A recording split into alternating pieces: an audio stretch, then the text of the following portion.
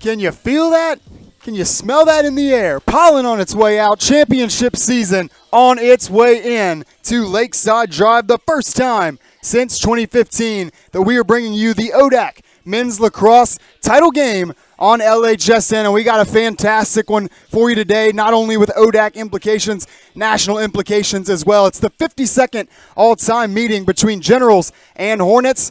A little added something to that, the sixth time these two teams will meet in this title game. Again, a pair of very highly nationally ranked opponents that played an absolute classic in the regular season. Lynchburg came out on top in that one, an overtime affair, winning 14-13. I am Sam Graham. Could not be more excited to walk you through what should be one of the best games that we will see on this field all year long.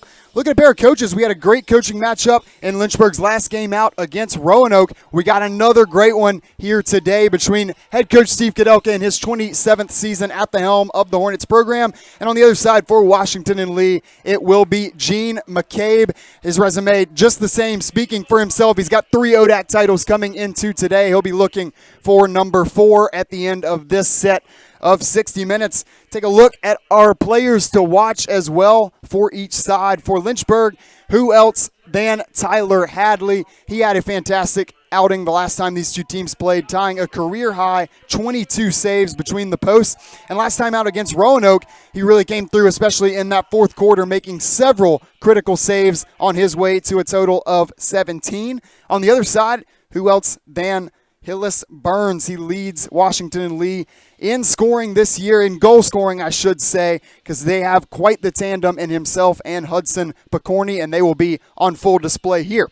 We're going to take a quick break, and when we come back, we will have face-off and so much more, looking like a great contest between Washington and Lee and Lynchburg on LHSN.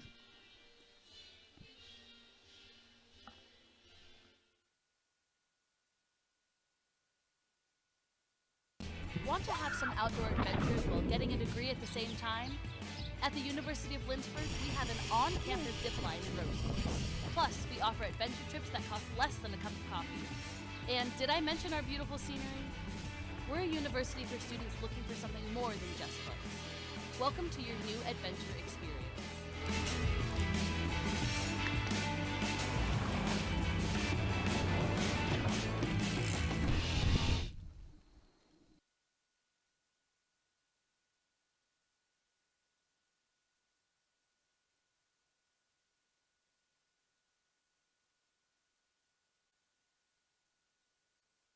This is the dough.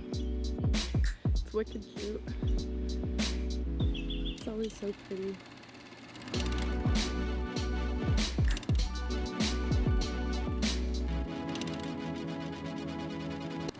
Every great college has a great city.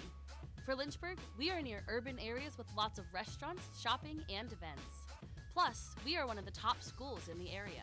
Come see for yourself.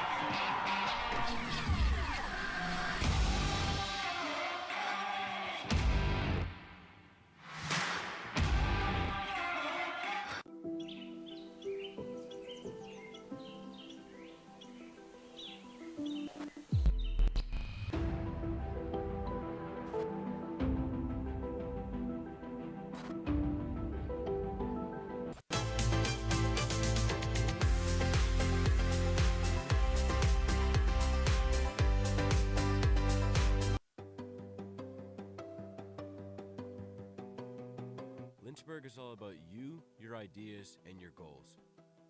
We've got one professor for every 10 students, so you can get all the support you need. In the classroom, in the lab, or in nature. You'll learn by putting yourself out there, and we're right there with you.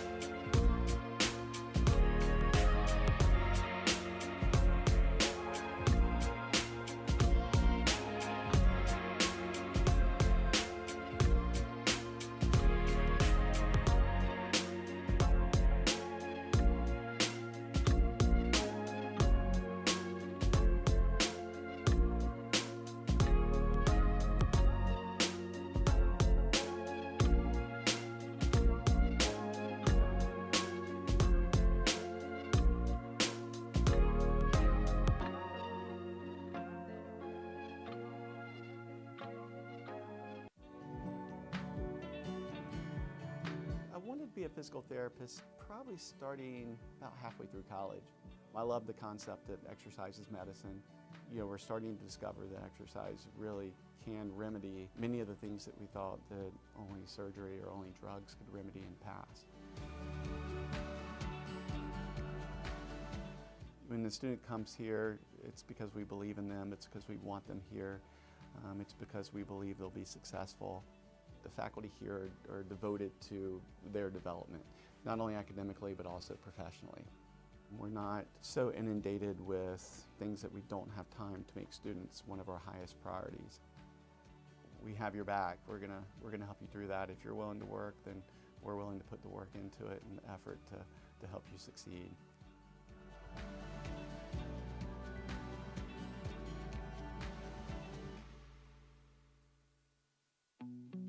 I was really attracted to Lynchburg primarily because my dad went here. He is an alum, so I kind of had that close tie of being interested in the school. And the school had what I wanted to study. I knew I wanted to help people in the area of health and wellness, so the health promotion program was definitely a program that drew me in, and from day one I've been in love with it, and I wouldn't have chosen any different.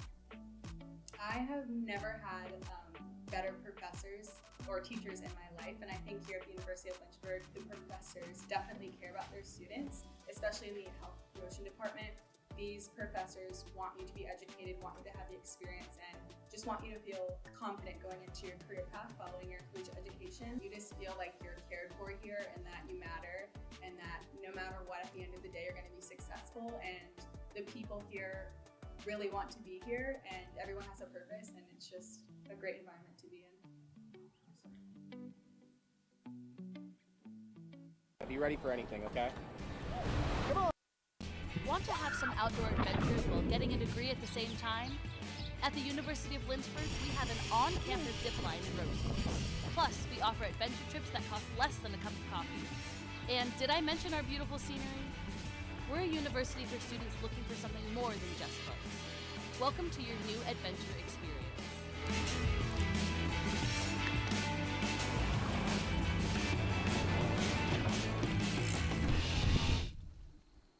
This is the dough. It's wicked cute. It's always so pretty.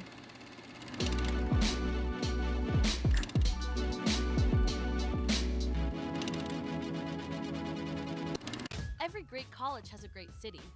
For Lynchburg, we are near urban areas with lots of restaurants, shopping, and events. Plus, we are one of the top schools in the area. Come see for yourself.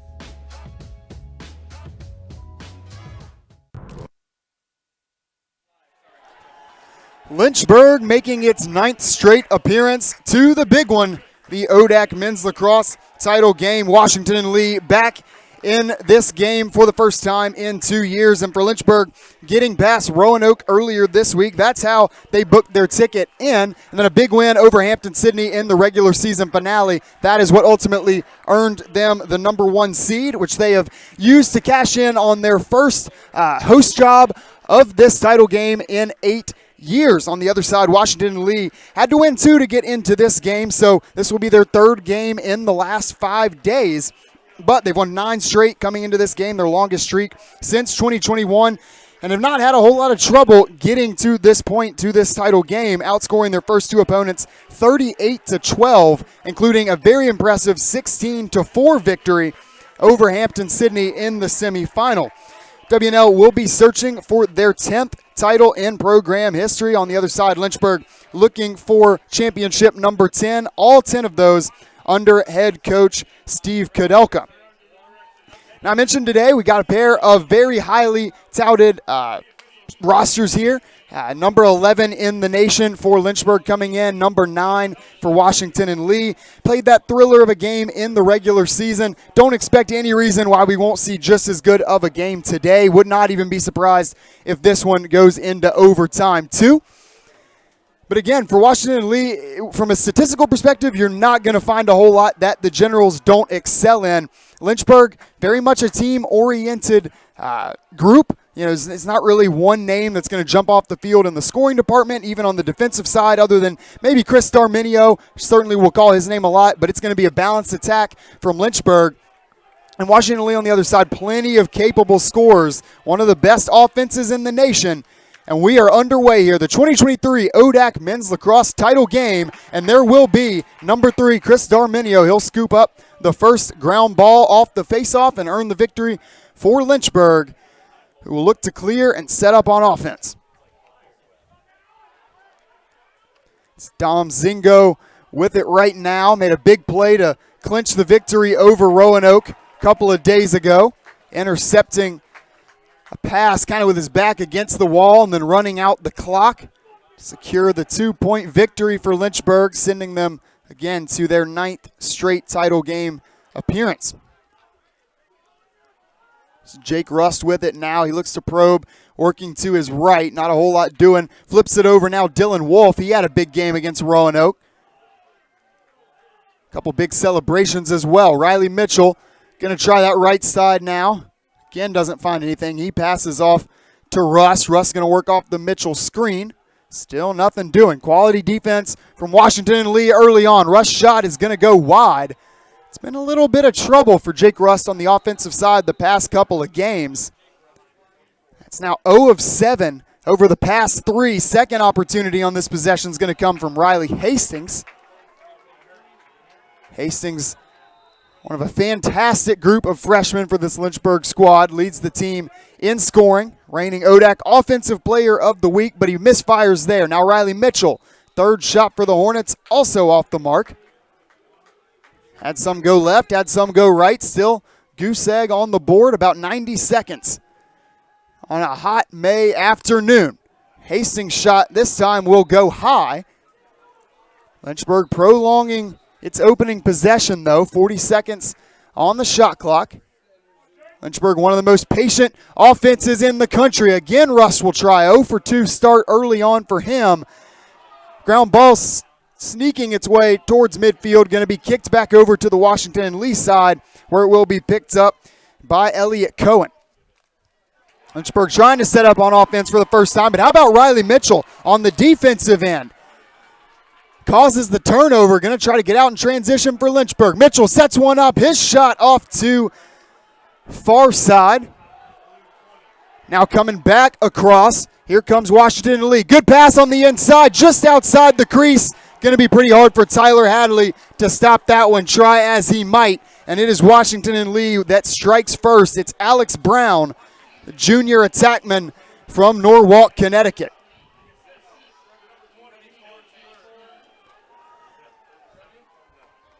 Don't want to give Brown many quality opportunities because on an overall speaking, he's one of the best in terms of shot percentage in the country.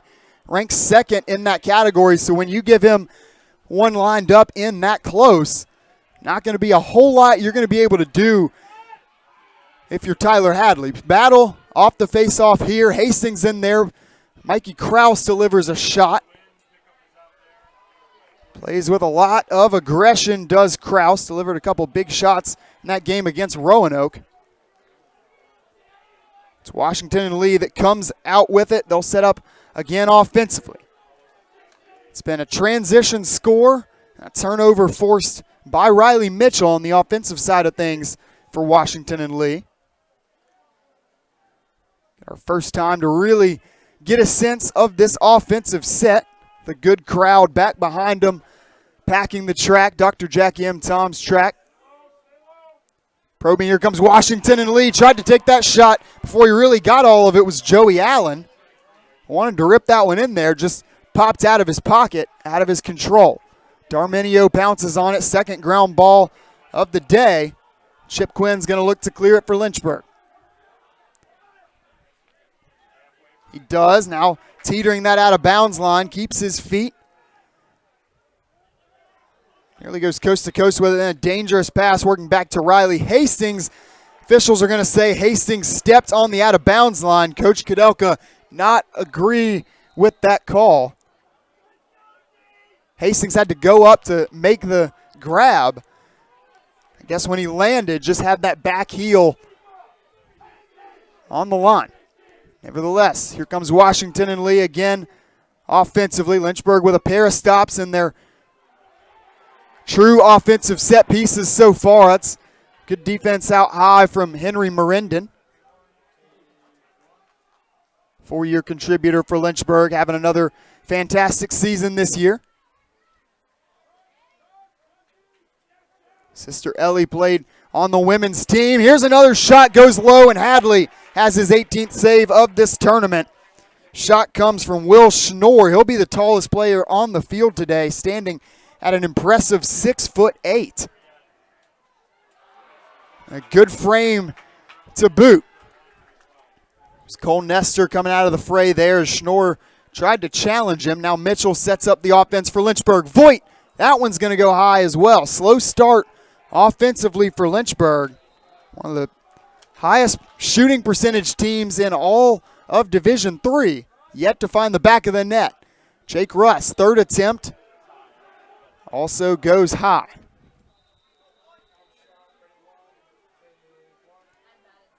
Reset coming around. Trying the wrap is Riley Hastings. I believe it is Hastings that's going to get the goal, but we're going to have to take another look at that one. Whole lot going down there. Lynchburg sideline loves it. Just got to confirm on the score, but Lynchburg on the board answering the call on that first Washington Lee goal. It's going to be a Vandenberg goal, assist to Hastings, who leads the team. That's going to be his 31st on the year. Tumbling down to the ground, Vandenberg. Another game with a goal, stepping up earlier on in the year in the absence of Carter Bez and Dylan Wolf, who has since returned. Bez, unfortunately, out for the remainder of the year. Vandenberg making the most of his opportunity, the freshman from Chicago, Illinois. So important to note, haven't seen Finn Schmidt yet today. He missed the semifinal contest against Roanoke. Kind of rounds out that trio of superb freshmen for Coach Kudelka, a group that he loves and will certainly pay dividends into the future, but took a shot in the regular season finale off his fourth goal of the day against Hampton-Sydney. Defender falls down against Connor Moore. He's going to pass back to the X. That's Hastings looking for assist number 2. It was Wolf cutting to the crease looking to score. Will not get it done. Ground ball is going to be scooped up, Washington and Lee, and they will clear in the stick of John Mills. Darmenio checking back in, tried to take the slashing caused turnover. Leads the team in that category. Going to get a flag down on the play. We'll wait, see how this one plays out, and then we'll get the ruling. Our lead official there around midfield. Washington Lee working off a screen there.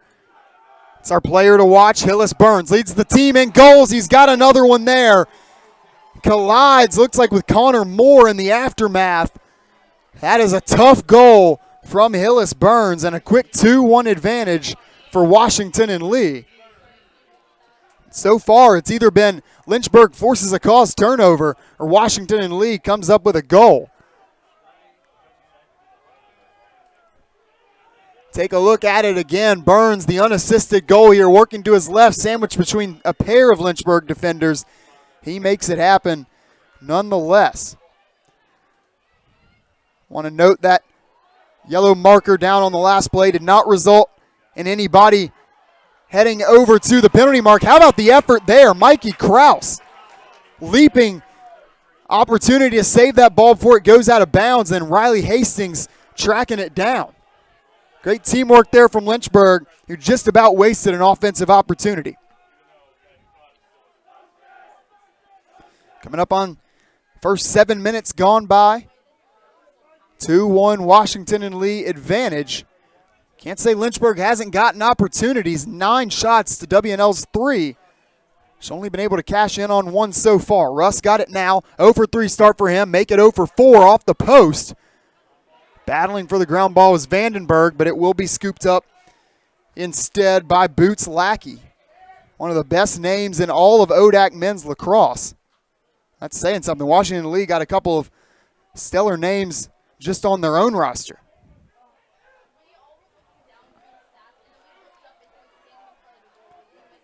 Setting up offensively now comes Sam Menino.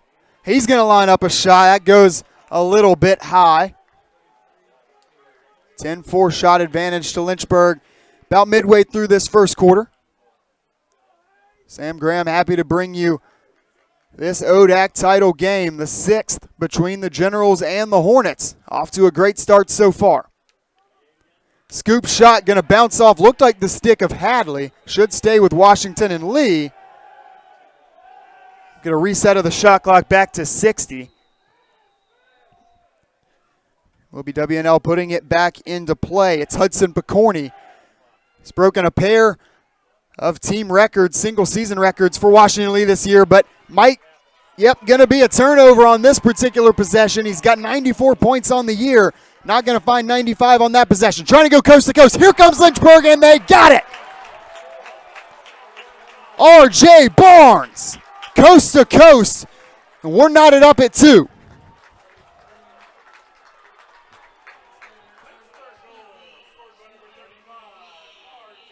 What a start from the Lynchburg defense. I know they've given up 2 goals so far, but they've also come up with 3 caused turnovers, been opportunistic on the ground balls as well. This time R.J. Barnes comes down the field unchecked. Makes good the coast-to-coast score for the VMI transfer.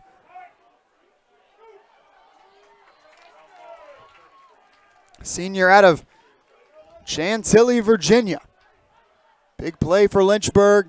A little under 7 minutes to go. Have our second tie of the game. Getting a little pressure here from Washington and Lee. Just might pay off. Battle there between Chip Quinn.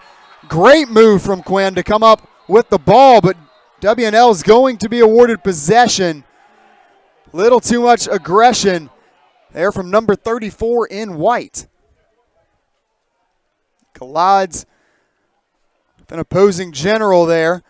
Now it's Burns. He goes the bounce shot. Hadley's there to track it. Burns getting a little tangled up with Chip Quinn in the aftermath. So Quinn making no friends right now. He's had a fantastic season, though, emerging into a starting role. His 4th and final year on Lakeside Drive. Per Lacrosse reference, rated as the number 1 defender on this Lynchburg team. There's a great defensive stop from Cole Nestor.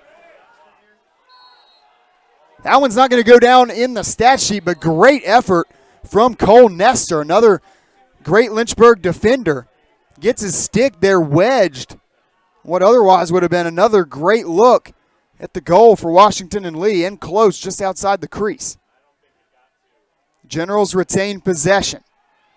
Sandwich there between pair of defenders are the Generals, more specifically Henry Holliday, on the team captains for Washington and Lee. Darminio comes up in the help defense. That's ultimately going to lead to the ground ball being scooped up by Henry Merendon. Another offensive set for Lynchburg. Mitchell looked to score there. Seems like he always does. One of his 4 goals on Thursday against Roanoke was unassisted, as were most of Lynchburg's goals. That's going to be an unassisted one right there, and a big one for Jake Rust. Gives Lynchburg its first lead of the contest at 3-2. Jake Rust shakes off a slow start, puts his first goal on the board. Again, unassisted, works, gets the inside, defender falls down. 3 generals in the area, doesn't matter. Rust finds the hole, exploits it, puts Lynchburg on top. 3rd goal of this first period, 5th between the two teams combined.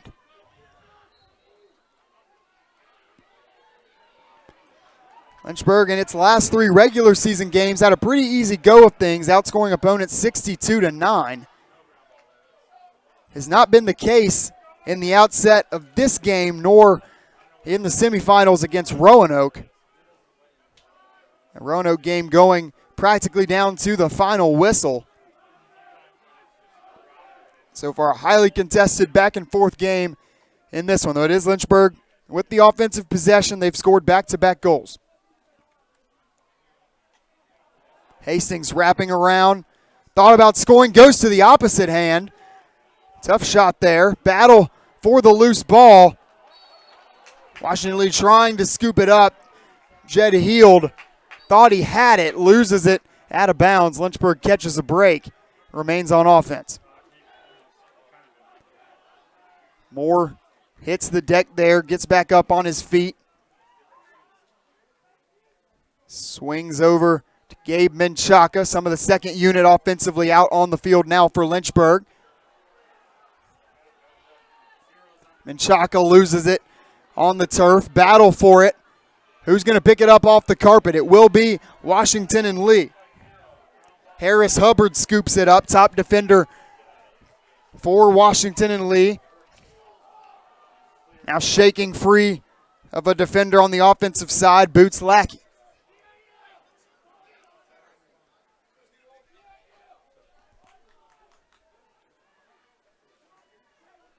Generals cycling some bodies through so they can set up this offensive set. About 30 seconds gone by on the shot clock.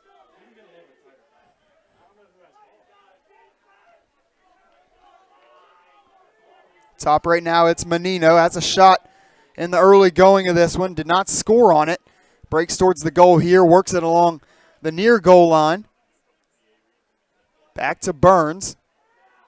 Merendon guarding him behind the goal. Burns tries the wrap. He hits the turf. Laundry's out again from the official. Flag down on the play. Here comes the shot from Menino. Scores on the inside of Tyler Hadley. Hadley tried to track it, just kind of mistook where it was headed. Great goal there from Menino. Once again tied, our 3rd of the game. We're tied at 1, tied at 2, now tied at 3.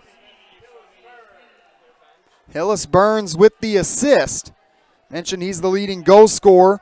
He's well over 60 points on the season as well. 2nd on the team in that category, and he adds to it. Also, big face-off here because Henry Merendon just had to take a knee in the penalty box. Got called for slashing. Kraus going to try to win the offensive set for Lynchburg. It's a battle for it. Man-up opportunity. Offensively, if Washington and Lee can scoop it up, and they're one of the best in the country on the man-up. Both teams leaving it all out there right now, but it is the Generals that come away with it. Michael Ott has it right now. We're going to get a timeout from Gene McCabe. Washington and Lee fired up. Lynchburg as well. We've had a great one so far. Got 2:29 to go in the first quarter. We are tied at 3 apiece. Don't go anywhere. You're watching LHSN.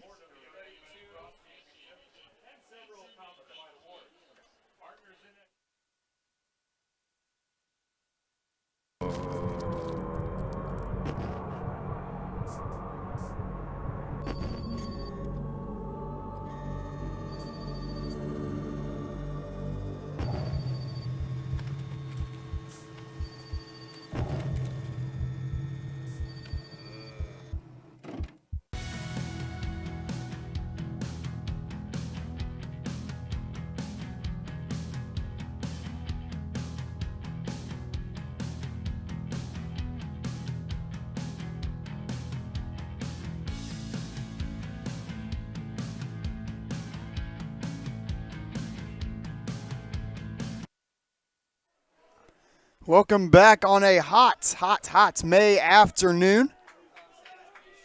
5 p.m. start time for this one, a little later than the traditional early afternoon slot for this championship game. Lynchburg had a ODAC tournament baseball game going on down at Fox Field between Bridgewater. Great game. Went down to the very end. Bridgewater comes out victorious. There's Henry Merendon still taking that knee in the box. Got called for slashing, so it's a man-up opportunity for Washington and Lee. McCabe taking the timeout to talk things over. But again, as I mentioned, Washington and Lee has been fantastic on the man-up this season, and therefore that's a massive turnover forced by Jeremy Johnson. Big play by another Lynchburg senior. Could potentially be playing his last game on Shellenberger Field, though winner of this game very likely could host an NCAA regional. Both teams with top 16 strength of records, both ranked within the top 11 in the country. And whoever wins this one's going to have another very impressive win to add to that resume, as well as 14-plus victories on the year. Hastings shakes off pole of Jed Heald. Now it's Mitchell near side. Good rotation from Washington Lee, picking him up. Don't let him get in too close, though he has some range. Mitchell fires one, bounces right on the doorstep and over the goal. Russ tracks it down. Russ has one goal early on, was looking for number 2 there. That's a great contest from Warren Seeds in goal. He's one of the best to man between the posts in all of the Old Dominion Athletic Conference. Leads the league in goal against average. Under 7 scores allowed a game. So we have 60 seconds to go in this first quarter.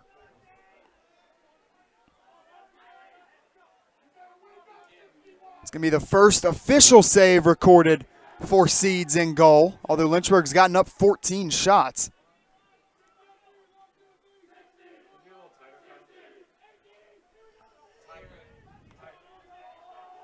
It's Washington Lee on offense. See how quickly they try to work. Shot clock is off. 30 seconds to go in this opening quarter. It's been a doozy so far. R.J. Barnes on the coast-to-coast score highlights the way for Lynchburg. Jake Russ getting on the board, but it's Menino tying us back up at 3, our third tie of the game. Good defense all throughout that possession from Lynchburg. Can't imagine they'll look to press too much here. Hadley evading a defender. It's Joey Allen now slinging it across the field. That had some serious power to it. It looks like Cole Nestor. Can't hurt to try, right? Might as well try for the full field heave. Will not come up good.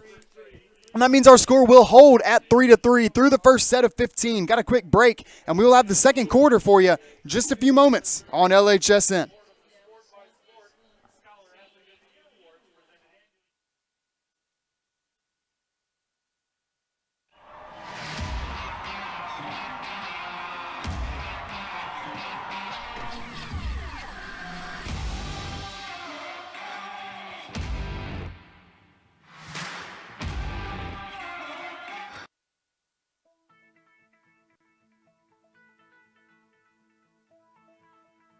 College has given me the flexibility to pursue my passions and my interests, and I've recreated my identity for myself aside from just being an athlete. My greatest personal discovery has been that I am capable of doing things that I didn't know I was capable of doing. To be able to study what I wanted to and continue to play the sport I love, all of those things came together very nicely in one package in Division III.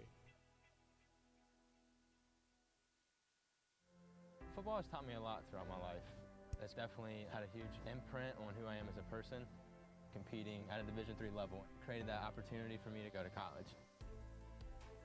Not only was I the first one in my family to graduate college, but I was really the first one to even go.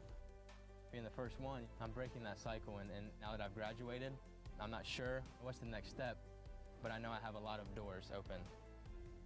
And a lot of those are open because I played football and ran track here at Otterbein. Crowd continuing to accumulate here for what has been a classic so far on Shellenberger Field. We've had a couple of great ones already this year. Don't expect, again, anything different from this one. And credit to Washington and Lee doing a great job making the trip over from Lexington. They are out in full force as well. Title game has been on their home field each of the last 2 seasons. Although last year was Lynchburg defeating Hampton-Sydney for the win. The year before that, Lynchburg did play the Generals and earned the 16-6 victory for their 8th ODAC title in program history. Looking for number 10 today. Darmenio clears it. Lynchburg can try to take the lead back offensively here. They've led only once this afternoon. It wasn't for very long. Sam Menino quickly had the equalizer for Washington and Lee, getting us to that 3-3 tie.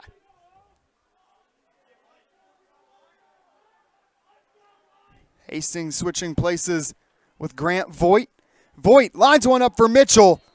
Had some power behind it, but it is off the mark. Hastings going to scoop up a spare ball and try again for Lynchburg. Lynchburg, one of the more patient teams in the entire country offensively. They average about 33 seconds per offensive possession. That's per Lacrosse reference. Right now it's Mitchell dancing around in the back corner. Tries to come in on the inside, shakes off a pair of defenders, now goes outside to Hastings. Mitchell running back and forth behind the goal. He thinks about the wrap. Ball's going to be poked away from him. Good job defensively that whole possession from Washington and Lee's Lackey. Called his name several times today. He is certainly stuck out. WNL looking for the coast-to-coast goal, won't get it. Hadley scoops it up in his pocket. Washington and Lee backs off a bit, see if they give pressure. Doesn't look like they will on this possession. Assistant Coach Bradney yelling out from the sideline, hey, Connor Moore's wide open in the middle of the field. Hadley spots him, earns yet another clear for Lynchburg. Don't usually have too many troubles in that department. It's Robert Kirkland into the game first time today. His pass back behind the goal to Hastings, a tad low. Hastings collects it.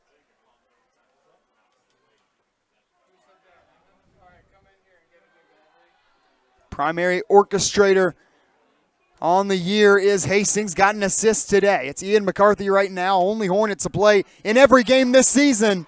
Looked like he had an assist to Hastings there, but hit on the wrong side of the nylon there.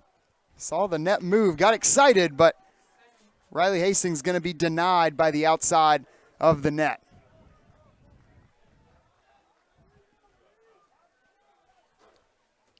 Schnorr takes it here at the top. May get a screen, will. It's going to be guarded by Darmenio. Darmenio typically has the size advantage, but not today. He will certainly be tested going up against big number 17 for Washington and Lee. Here's Burns, defended by Merindon. Jump shot. It's going to be off the mark. Crafty move there, deep bag of tricks for WNL's Hillis Burns. He ranks 5th in the conference with 44 goals coming into today.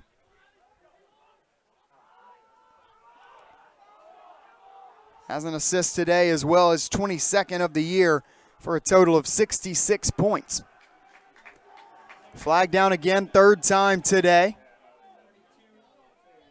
Have to wait and see what the issue was. Here's Mitchell, goes behind the net to Hastings.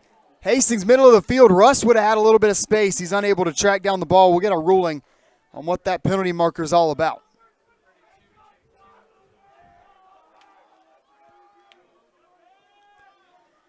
It's going to go against Washington and Lee. Looked like ruling there was offsides.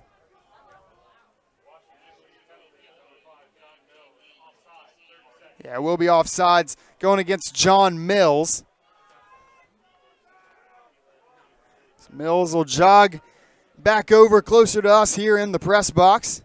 Take a knee in the penalty, and now it's a man up opportunity for Lynchburg. Lynchburg's been great on the man up this year. Nobody better than Jake Russ. He's got 11 goals on those opportunities. Lynchburg is converted, scoring 29 goals on 56 opportunities on the year for the 6th best percentage in Division III. They're going to turn it over here. Hastings' pass was nicked. Looked like, I think it was by Jed Heald getting in there, forcing the error. Washington Lee clears on the far side, top of your screen. Countdown on the penalty there, and jogging back in will be Joey Allen in John Mills' place for the offensive group here.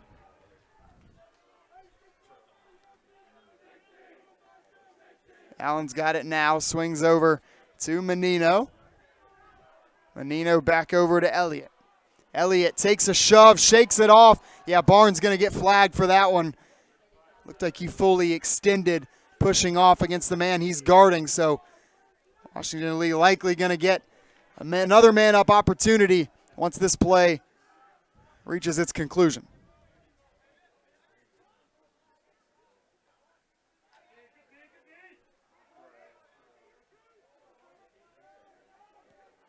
Zingo defending their far side of the goal.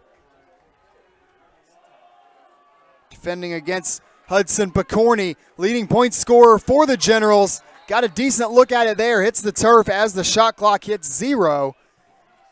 I want to qualify decent look. It's decent because he, much like Burns, has just about every trick in the book. We're going to get the ruling on the penalty too. Take a look at it again. Yep, R.J. Barnes extending there with his stick, playing defense against Jack Elliott. So another man-up opportunity for Washington and Lee. Mentioned Lynchburg's success on the man-up this year. Washington and Lee, plenty of their own. They rank one spot ahead of the Hornets, converting goals on 52.5% of the advantage opportunities. Haven't had as many as Lynchburg, only 40 on the year. They have 21 goals. Lynchburg denied them on their first man-up today. Can they do it again? Picorni swings over to Burns, looking for the assist. He is the single-season record holder, but won't pick up another one there. Hadley steps up and makes the save. He had 17 against Roanoke. He's got 5 in the early going today. Also want to note, as R.J. Barnes' penalty expires, Lynchburg will get a full deck of cards on this offensive possession. Another penalty marker is going to fly. It's actually going to be 2 of them. One of them may have been an accident. So again, a lot of yellow down on the field in the early going. Plenty going against both sides. Russ going to line one up. That goal going to go just off to the far side. Looked pretty good, but it won't score. Russ was looking for number 2. Did finally get that goal, his first in the last 3 outings, but the percentage still not quite up to his expectation for himself.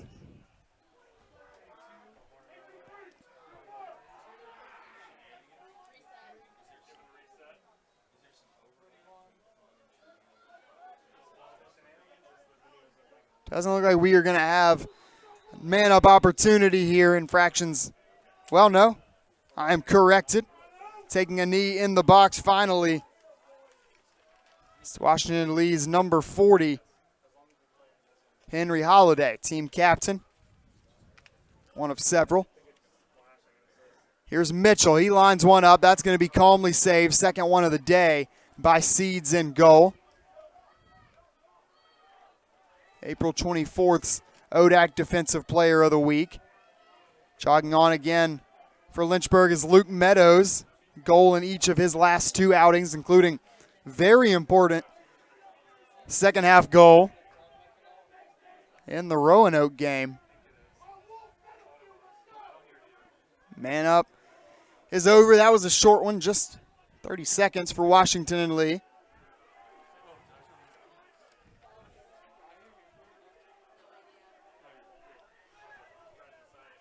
Jogging back onto the field is Holliday. So it is Burns with it right now. Shakes off a defender. Didn't have the angle he likes. Transitions to the X there. Merendon chasing him all the way back behind the goal. That's Lamberti. He swings it back over to Burns. Working it all around the clock here are the Generals. It's ultimately going to result in another turnover. Lynchburg's been very opportunistic so far in this first half. Still lead the shots department. We've yet to see our first goal of the second quarter. Now about 8 minutes gone by. We are stuck on that 3-3 mark. Pass from Mitchell to Voigt. Slightly off the mark. Number 2 scoops it up.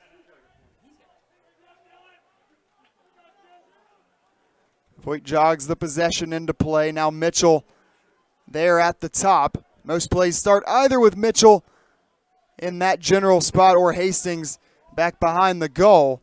Mitchell's going to take a screen from Vandenberg. Pass off to Wolf. Hat-trick last time out for the man who missed the better part of March and a good chunk of April as well. Lower leg injury. Scoop shot off the mark. Wolf was nearly at the right place for it. Instead, it's going to be a great transition opportunity for WNL. Elliott Cohen with it, picked up by Russ. He goes inside, right near the crease. Goal's going to score, and it's going to count. Hudson Picorni gets on the board for the first time today. Transition opportunity for Washington and Lee. They jump back ahead. 4-3 now your score. 6:17 to go in the first half. Take a look at it again. Thought for a moment we might have another coast-to-coast super athletic goal from Picorni off of the Cohen assist. Leaping across the crease and in midair converting on the score, his first of the day and 95th point of the 2023 season. Now Lynchburg looking to be opportunistic. Nestor to Hastings. His man falls down. Low shot from Hastings, scooped up right outside the doorstep by Jed Heald.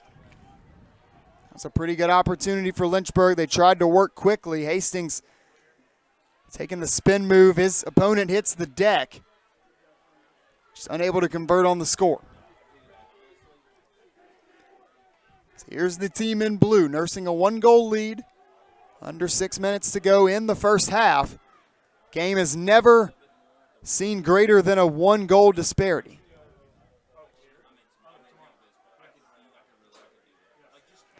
Burns guarded again by Merendon, mostly man-to-man from Lynchburg so far. Washington Lee with a lot of height advantages in those man-to-man matchups. We're going to have our first 2-goal lead of the game. Jack Elliott comes up with the goal in close. Working against the man-on-man defense.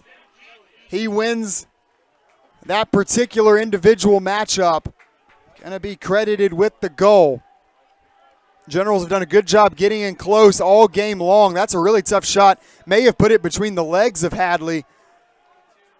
Couldn't quite tell there, but it had a bounce to it. Wasn't a whole lot of space for the 6'3 sophomore out of Suffolk, Virginia to work with.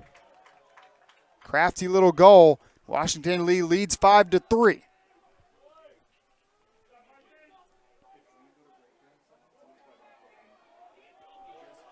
Third to go now in this second quarter. Hadley out of the goal. He came up with his first collegiate goal. Now he gets free again. Might be looking for an assist here. In the process, going to be wiped off. Offsides going against Lynchburg.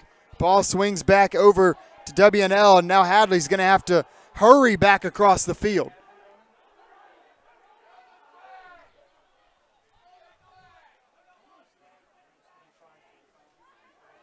Both sides a little unhappy right now. Generals believe wanted that ball just spotted a little further up the field. Now they're going to try to work really quickly. First time we've seen Riley Albrecht on the day, number 0. Don't see that every day.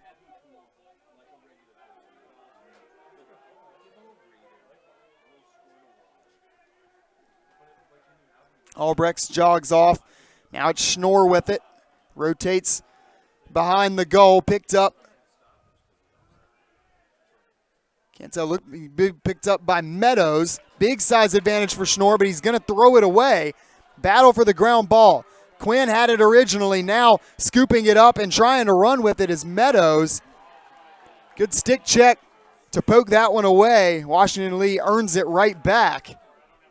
Near transition opportunity for Lynchburg. Going to be taken away by the Generals, and they're going to take a timeout, discuss things, talk things over before they set up this offensive possession. Trying to double up Lynchburg. They currently lead 5-3 with just under 4 minutes to go. You're watching the ODAC Men's Lacrosse title game on LHSN.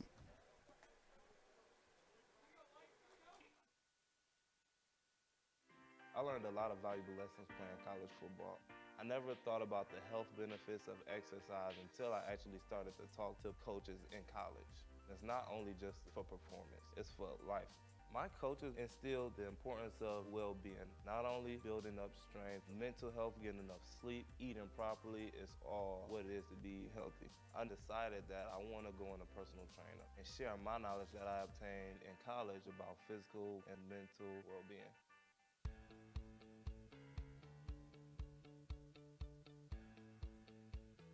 Being a part of the different activities and organizations that I've been a part of, I'm actually able to see myself where I'm like, hey, I actually can make a change. I'm one person that can make a difference. Division III has helped me to develop teamwork skills, critical thinking skills, time management skills. It's not just about basketball, or it's not just about school, it's about developing yourself as a person altogether.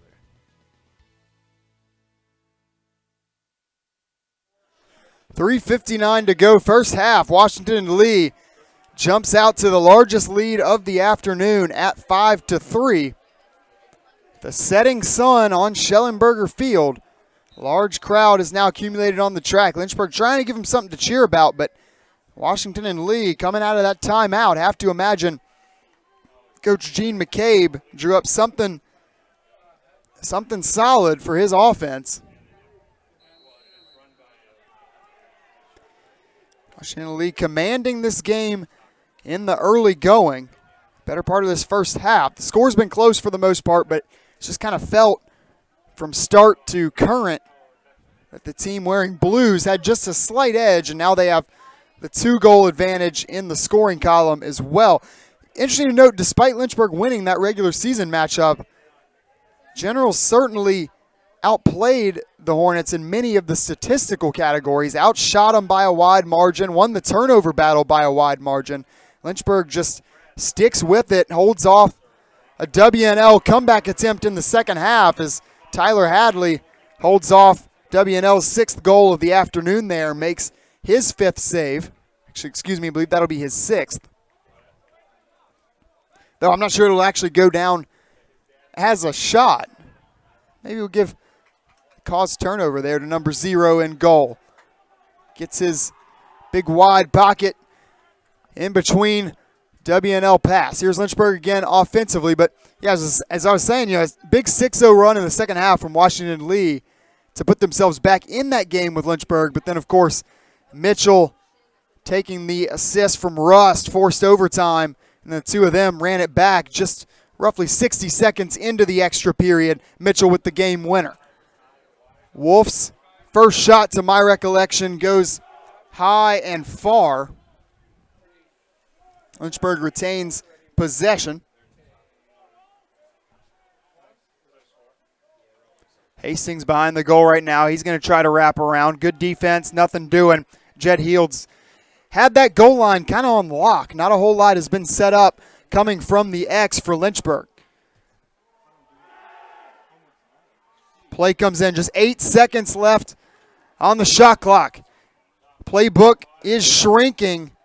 And that shot from Mitchell is going to be off the mark. Lynchburg gets to keep possession, but I believe Hastings just going to toss this one away. That's exactly what he'll do as the shot clock sounds.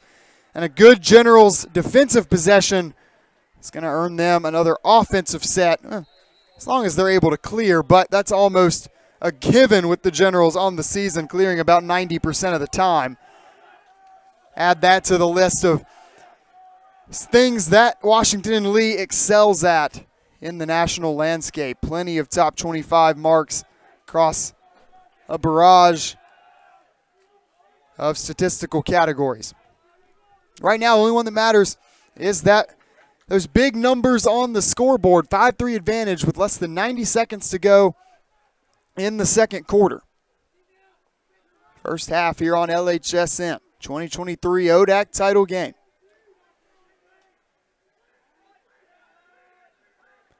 Merendon applying defensive pressure out far on Burns. Burns gotten the best of him once today. This time it's going to be the assist. He feeds it down low, hanging out around the goal line to Adam Lamberti. Lamberti is going to give Washington Lee again its largest lead of the game. It had been 2. Now they distance themselves by 3 from Lynchburg, doubling up the Hornets. Just over a minute to go. No need to panic now if you're Lynchburg, and no need to feel like you've won the game yet if you're Washington and Lee. But this feels like a pretty big face-off right before the end of the half. Darminio's going to scoop up the ground ball on it. Lynchburg needs to do something to get its fans involved. A lot louder cheers coming from the right side of the stands than the left. Coach Kudelka's going to take the timeout to talk things over here. We'll stay here and talk to you about what we've seen so far. Only 58 seconds until we hit the half. I mentioned that Lynchburg did not have much trouble closing out the regular season. Their last 3 victories winning by a combined score of 62-9. That included a big one against Hampton-Sydney right on this home field on Senior Day, a 14-2 victory for Lynchburg. Different story, though, once we transitioned into the ODAC tournament. Very close one, a 2-point victory for Lynchburg over Roanoke to book their spot in this game. And they find themselves in a 3-goal hole, nearly 30 minutes gone by this afternoon. Washington Lee, on the other hand, no trouble getting to the title game, easily dismantling Shenandoah and then doing the same to a Hampton-Sydney team that's really been great all regular season, undefeated until that regular season finale with Lynchburg, but they've had a lot of trouble in their final 2 games of the year, losing here 14-2 and then 16-4 to Washington and Lee. That's a combined 30-6 margin for a team that's been receiving votes for the better part of the season in the USILA top 20 poll. Have to imagine each of the 2 teams playing on your screen here today are set in stone to make the postseason. Again, Washington Lee ranked 9th in all the land, Lynchburg 11th. And you got a couple teams on the bubble, if you will. Hampton-Sydney, we'll take a pause on that. Riley Mitchell puts a pin in it, big goal, and there's the answer that Lynchburg needed after giving up 4 straight Washington and Lee goals. Mitchell puts Lynchburg back in the scoring column. The bounce shot, he lines up another one with some power behind it. We'll take a look at it again. Mitchell, a career high 7 points when these 2 teams met in the regular season. He's got his first goal of the game there. He's fired up, trying to get this crowd into it, and he cuts the deficit down to 2. Another big face-off coming up with 47 seconds remaining in the first half. Whistles blow, infraction's going to go the way of Washington and Lee. Face-off penalties, going to give it to the Generals. Have to imagine they'll work quickly. They do. Hadley makes the save off the shot.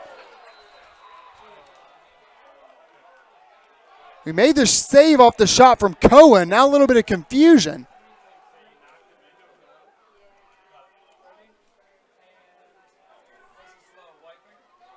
Take a look at it again. Here comes the shot lined up from Cohen. Stepping up to make the save is Hadley, and then Hadley has a man run into him. Watch out. Roughing the punter there. It's Hadley. A little bit of a scary play. I mean, you can have some rough things happen from those freak accidents there. Obviously nothing intentional there.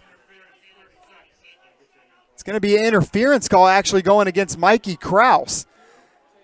So that's a big, big call here. Kraus, they're going to say pushed Washington and Lee offensive piece into his goalkeeper, Hadley. So the ball's going to stay with the Generals. 38 seconds on the clock and a man-up opportunity. They've been denied so far. Can Lynchburg keep them off one more time?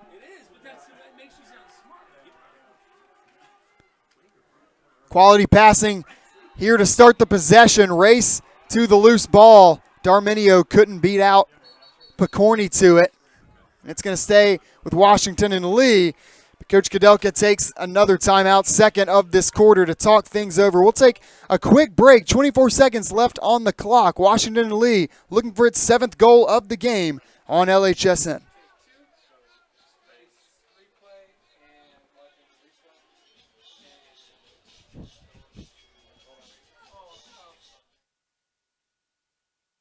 Diving in college taught me to strive and be the best athlete I can be, but also the best student I can be.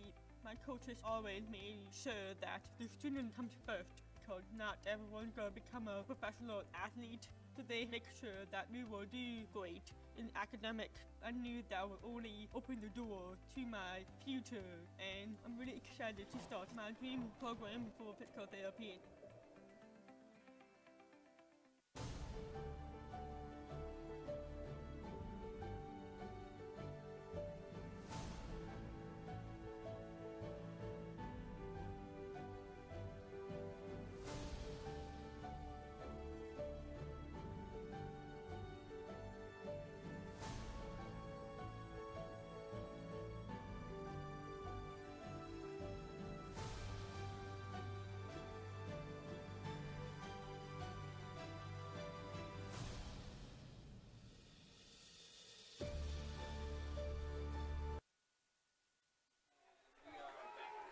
Well, you don't see this every day. Mikey Kraus, they're going to say he pushed Washington and Lee offensive player. Still can't quite read the number on that play. Pushed him into Tyler Hadley.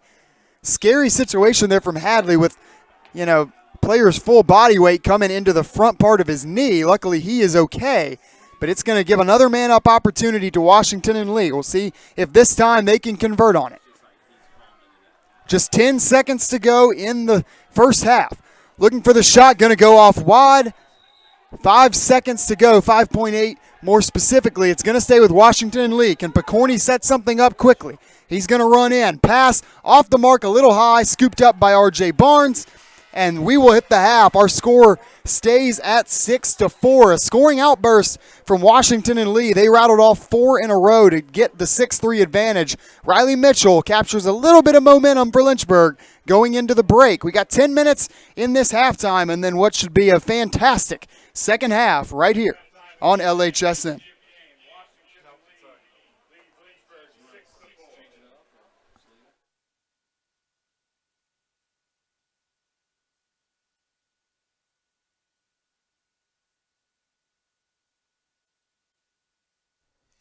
When you come to the University of Lynchburg to earn a master's degree in athletic training, you'll spend time in the classroom, but you'll also spend a lot of time in our top-notch facilities learning from athletic trainers and working closely with our student athletes. In the Graduate Cadaver Lab, you'll learn about the human body in the best way possible by actually studying the human body. This will provide a foundation to make you a much better athletic trainer. In the athletic training laboratory, you'll get hands-on experience, practicing your skills, applying concepts from the classroom, and working with faculty on research projects. It's also where our hydrotherapy facilities are. This space is also used by students for studying and practicing skills outside of class time. In the Sports Medicine Clinic and Turner Gymnasium, you'll work with student athletes from more than 20 NCAA Division III sports teams, helping get them back to practice and into the game as soon as possible. As an athletic training student, you're a big part of the success of our sports teams and the success of the local athletic teams. We see this relationship as a win-win situation. You learn, and that helps us win.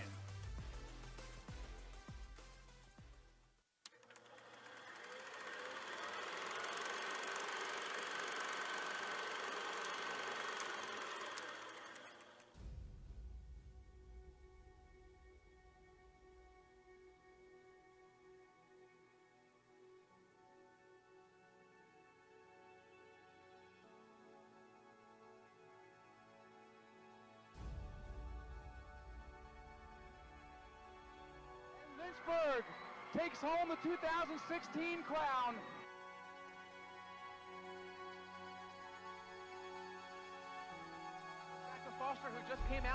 taking a chance as he got it! Francis Foster wins the game in double overtime! And the pass is picked off by Vincent, who shoots it in! Joe Vincent from 3/4 field!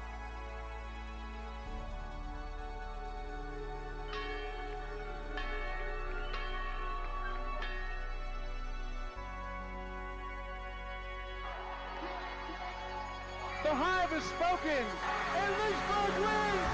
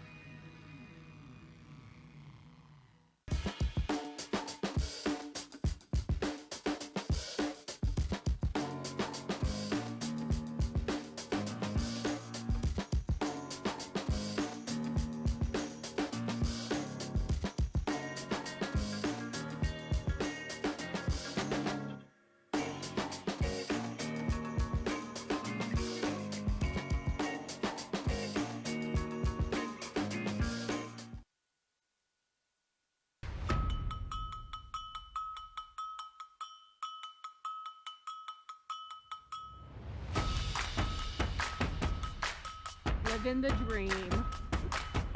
USA, Mexico.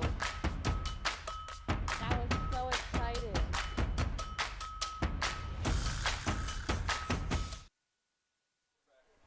We have hit the half on LHSN live, as always, from Lakeside Drive here on LHSN. Sam Graham, it's been a great first half. Saw Washington and Lee get out to the 6-4 advantage. They struck first, and they hold the lead here at the half. Lynchburg responding through the better part, did take the lead at 3-2. We had 3 ties in the early going, and then W&L rattling off 4 straight goals to jump out in front by 3. Riley Mitchell, the answer for Lynchburg. Jake Russ, saw a couple highlights ago. Good to see him get back in the scoring column. But just too much offense coming from Washington and Lee. Look at the final score right there. Diving attempt right on the doorstep. Excuse me, that was back from the first quarter. But Washington and Lee certainly rolling on offense. Might not look like it just at 6 goals, but they have certainly played a well-oiled game so far. Now, I mentioned earlier today that if you went back and looked through the stats from the regular season meeting between these two teams, you would probably assume that Washington and Lee won. They won the turnover battle against Lynchburg. They easily won the shot department against Lynchburg. But we kind of got the reverse here today. W&L with the 6-4 advantage, but Lynchburg has taken 7 more shots. They've won 6 more faceoffs. Shout out to Mikey Kraus doing work down there in the middle. Chris Darminio coming up big as well. And they win the turnover battle as well. And then you want to throw in hustle stats, 23-12 in ground balls. But at the end of the day, really all comes down to the shots on goal department. And that is the lone one, at least in this group of stats, that Washington and Lee controls at 12-9. Much better shooting percentage and on goal percentage than the home Hornets. And that is ultimately what allowed them to come away with the lead through the first set of 30 minutes. Run you through a few of our individual numbers before we step aside one more time. In between the posts on each side, both goalies putting together a pretty solid game so far. Warren Seeds, 5 saves to 4 goals allowed, 55% save percentage. And Tyler Hadley on the other side, even 6 goals allowed, 6 saves. Nice, tidy 50% save percentage. He's had a pretty solid first half in goal as well. Hillis Burns leads the point department for Washington and Lee. He's got 1 goal and 3 assists, just 1 away from his career high single game mark. That is 4 in the assist column. Important to note, no player on either side has scored more than 1 goal. Very balanced attack on both ends. W&L, 8 different goal scorers in the semifinal win over Hampton-Sydney. They're on pace to do something similar in the early going here.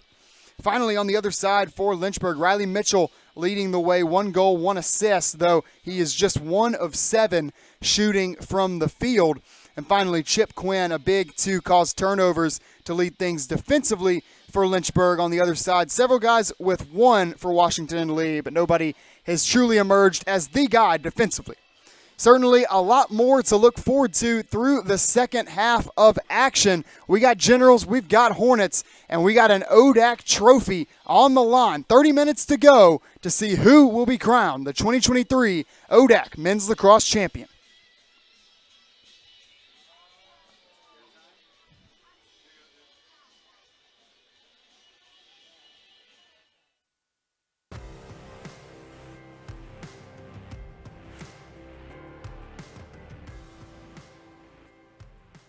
If you like being close with your professors, if you like being in small classes that help with one-on-one, if you like being in positive communities that help you train your weak points and strengthen your strong points, then the University of Lynchburg is a great place to go. You can never go wrong with the amount of help that they offer, the amount of self-sacrifice that other people will put in for you. It has a beautiful campus, it has dedicated teachers, it has nice students, it has fun activities, and it has plenty of things to do.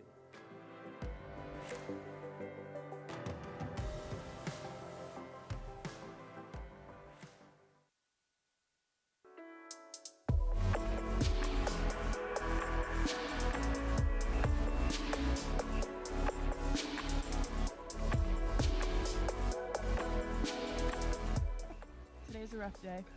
Jess and I are officially on a break. The couple canoe has broken up.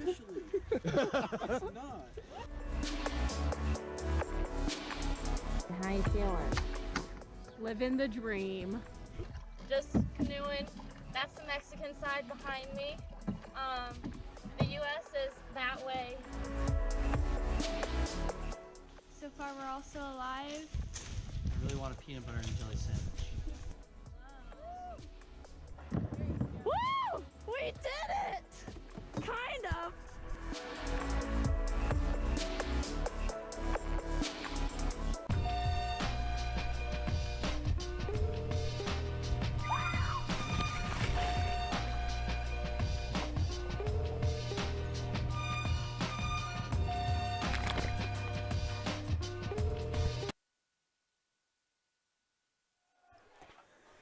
Lynchburg only 1 win on the season when trailing at the half. Of course, you only have to have a short memory to remember the last time. It was 2 days ago against Roanoke, 1-4 on the year. And on the other side, W&L 13-0 when they go to the break with the advantage.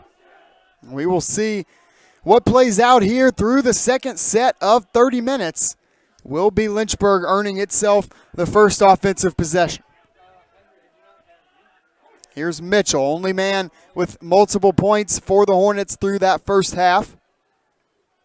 Best game of the year, best game of his career against Washington and Lee on the road in the regular season. Here's Rust out to Hastings. W&L not giving an inch so far. Lynchburg not probing too much. Spin move here from Rust. That shot is going to be off the mark. Looked like saved by Seeds. Good reaction time from him in goal.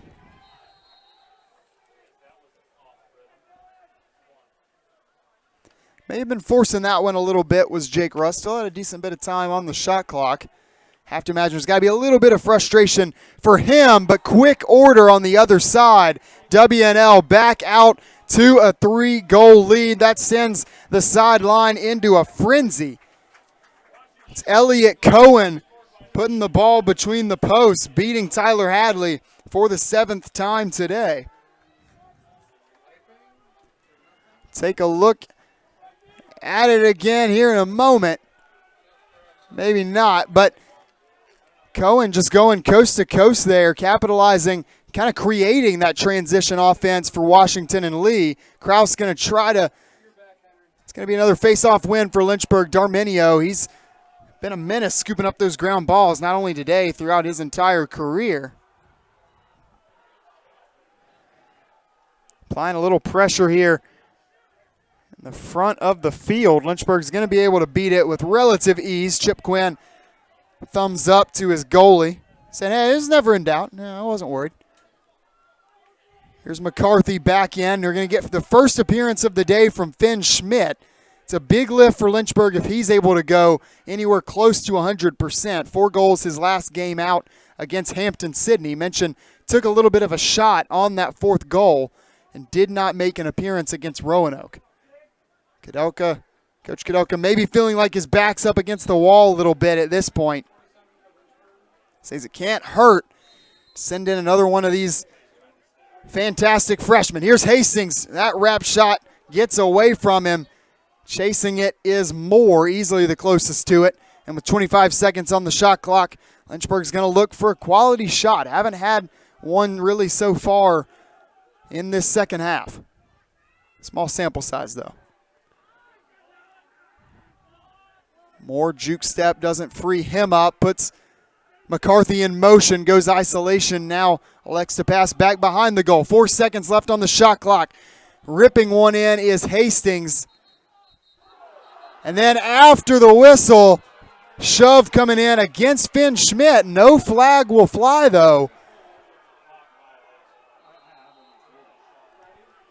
Push came from Washington and Lee's Brian Behringer. That got a rise out of the Lynchburg sideline and the crowd packing the track. Really everybody wearing red in the immediate vicinity. They did not like that. Again, Finn Schmidt dealing with a little bit of an injury. Ripping one. It's going to be unsuccessful, though, for Burns, looking for goal number 2.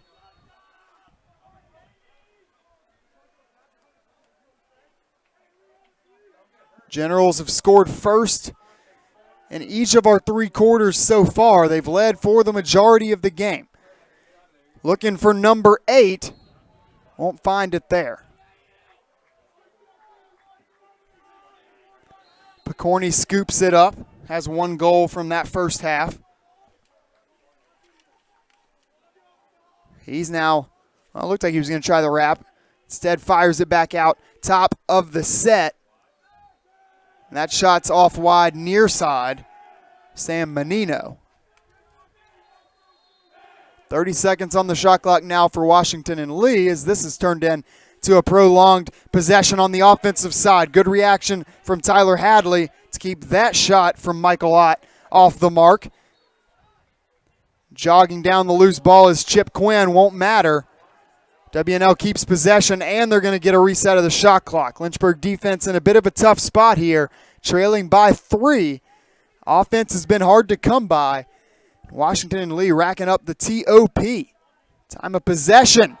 That shot was, a game of inches, very close to being a Tyler Hadley save. Instead, he is a split second late. And once again, Washington and Lee has doubled up Lynchburg. They lead 8-4. Jack Elliott, the assist on goal number 2 for Hillis Burns. First player in today's contest with multiple goals. And right now, it's all Washington and Lee on the offensive side of things. Coach Kudelka mad about call or lack thereof down on the field, calling for consistency. Certainly some frustration from him in the early going here. Battle top of the screen for the loose ball. Wolf for Lynchburg thought it would belong to the Hornets. Officials say otherwise. Washington and Lee could push this up to a 5-goal advantage if they'd like. Should say if they're able. I'm sure they would like to come up with goal number 9 here.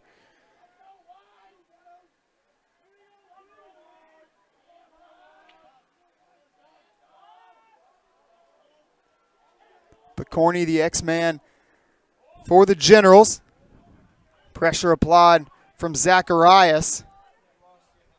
Zacharias doesn't have a stat sheet that'll jump off the page to you, but call his name several times each and every broadcast. And Tim LaDuca dropping us the knowledge earlier this season. Cole Nestor crediting the sophomore midfielder as being the best individual clearer on the team. Says he brings it every day in practice. Shows out on the field. Lynchburg's finally going to get away from being on the defensive side of things. They can try to put another score up on the board. Their last one came from Riley Mitchell in the late stages of the first half. It's Voigt with it right now. He's going to lose his footing. Battle for this ground ball. That's a big one. It's going to be scooped up by Washington and Lee. Short offensive possession for Lynchburg. And now they're going to start to apply some pressure. Big hit from Hastings, laying some of the wood to Warren Seeds, who stepped out of the goal. Seeds still gets the pass off. No penalty marker down against Hastings.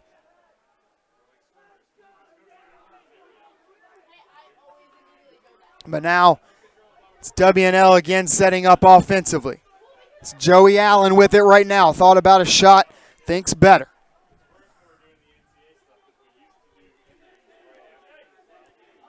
Swing over to the other side of the field. Nothing doing there either.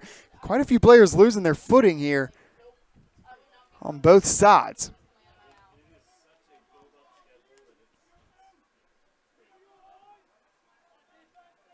Jack Elliott with it right now. Comes around. It's a wrap on this side. Going to spin the dominant hand there. Nothing doing. Sets a screen for Picorni, but nothing doing for him either. 11 seconds on the shot clock. Good spin move now from Allen. Takes a push in the back.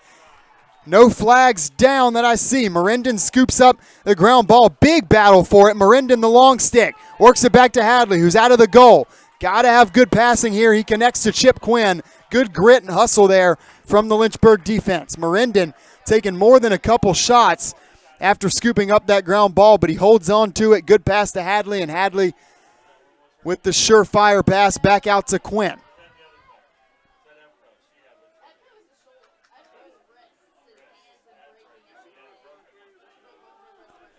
Here's Lynchburg again offensively. Nothing doing so far in the second half, midway through the third quarter. Hastings going to come around. He's tried that shot at least 3 or 4 times. Still looking for his first goal off it. He's got an assist on the day.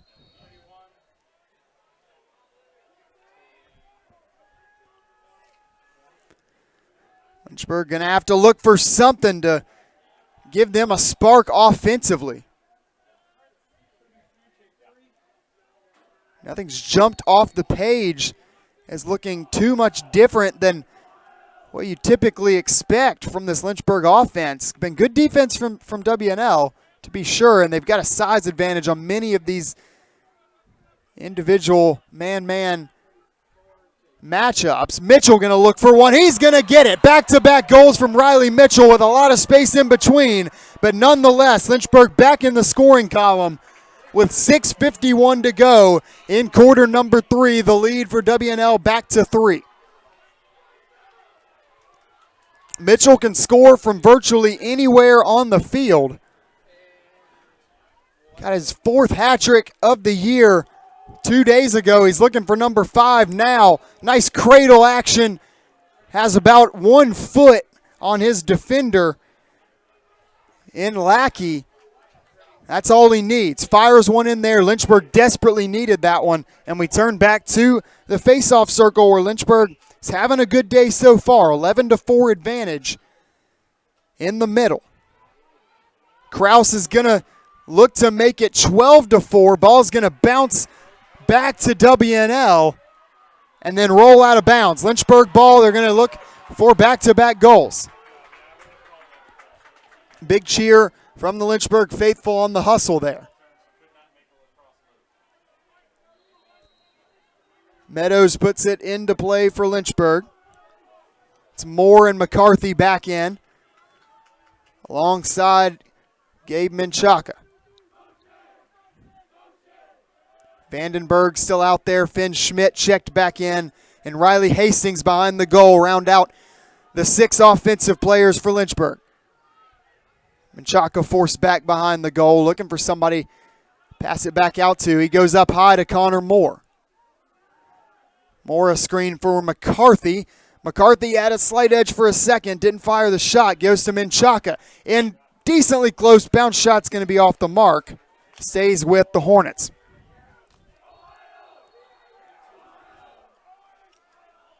Hastings puts it back in play. Spin move right along the goal line. Hastings wrapping shot just outside the crease. Defended nicely by Washington and Lee. Kept out. Lynchburg unable to score on that possession. Turn back to the defensive side where it feels like they've spent a lot of time today. That pass off the mark from the Generals. Dom Zingo scoops it up. After it rolls out of bounds, goes to Darminio. No pressure coming from the Generals here, at least not before crossing the midfield line for Darminio.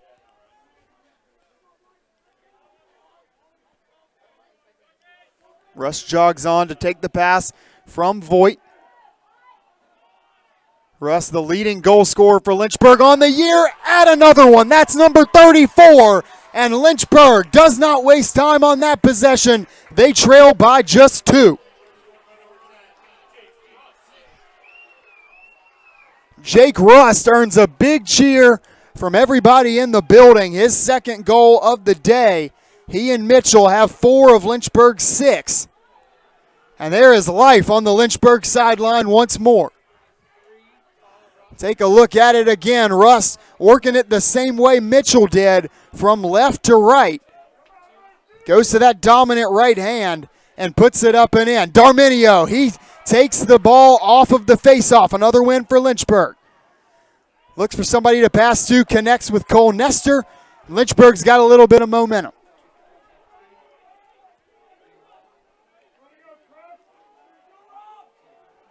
Wolf takes it, feeds off to McCarthy. Kirkland back in for Lynchburg. Haven't seen him a ton this season. He's got several goals, though. Some of the starters getting a spell on the bench, a little bit of rest for what should be a big fourth quarter. Lynchburg still managing to come up with the Jake Rust score on the last possession. Looking for another one now is Schmidt. He hits, looked like top of the crossbar. WNL's got some numbers here. Trying to go coast to coast. Cohen's shot stopped by Hadley.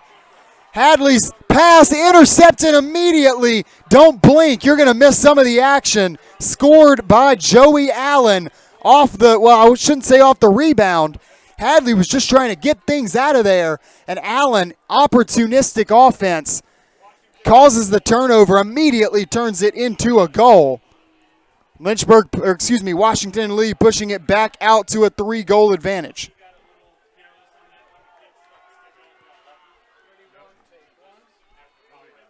The 26th shot of the day, the 27th for the visitors will be their 9th goal. Face-off now won by the Generals. They could quickly turn the tides in what was starting to look like a Lynchburg run. Kraus is still on the field for Lynchburg, stranded a bit, top of the field. Now he's going to jog off.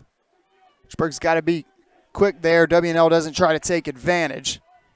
So now jogging off is Matt Gallagher. Swings it over to Schnorr, and here we go with the offensive possession. Pass behind the goal to Burns. Good defense from Dom Zingo. He's having a good string of performances right now. Brings a certain bit of physicality to the Lynchburg defense. A lot of hustle, brings his A game each and every night out. Tonight, no exception. Scoop shot going to hit the backside of the goal. Everybody holding their breath a little bit, waiting to see if that was ruled a goal or not.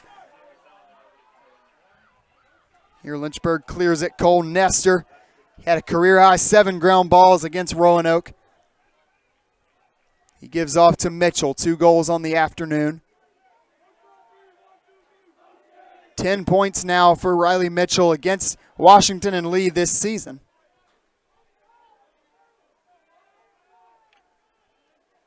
He cuts over to his left. Passes off to Russ. Good defense. Russ hits the ground, just trying to keep the ball away. He's going to draw the penalty flag. Play will be blown dead. It should be a man-up opportunity now for Lynchburg. A little too much aggressiveness there from Lynchburg while Rust was defenseless on the ground. Take a look at it again, just slashing down at Rust, who's just trying to hang on to the ball. He gets himself in a tough spot after once again get a player losing their footing. Should be Riley Albrecht taking a knee, and it will be number 0 for Washington Lee, going to be called for holding. He's going to have just a 30-second penalty. Not much time to work with for Lynchburg, but they could really stand to capitalize off the man-up opportunity. Rust in there right now. He's got 11 man-up goals on the year. That's good for 11th in the country.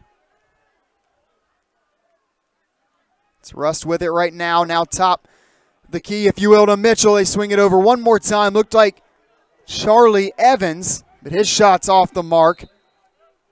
12 seconds left on the penalty for Albrecht.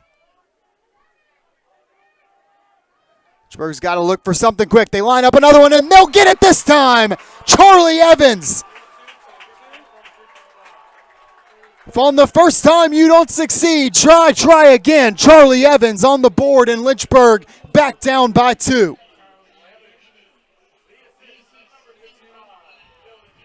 Takes the assist from number 55, and that is a key assist for Dylan Wolf, his 100th career point for Lynchburg. We thought we'd get it back in the middle of March before he went down with injury. That lower leg injury sustained during the Mustang Classic held him out until the Hampton-Sydney game. But nevertheless, 100 career points for Dylan Wolf. That's a special one, and Lynchburg wins the ensuing faceoff. Darminio clears it, and Lynchburg right back on offense. If they're able to cut it to within 1, it would be the closest they have been since early in the second quarter.